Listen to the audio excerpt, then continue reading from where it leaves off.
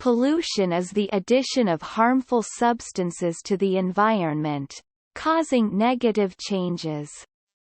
There are 6 types: water, air, light, noise, soil, and thermal pollution. To reduce pollution, clean energy sources like solar and wind power are used, though they may have some environmental impacts. Water pollution involves harmful materials in water, such as sewage, metals, and waste from farms and factories. This can lead to excessive algae growth, harming aquatic life and human health, sometimes causing diseases like cancer.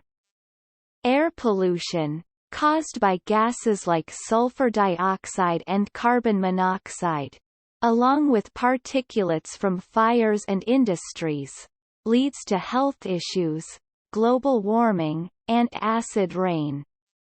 Noise pollution harms humans and animals' hearing and can cause stress and health problems.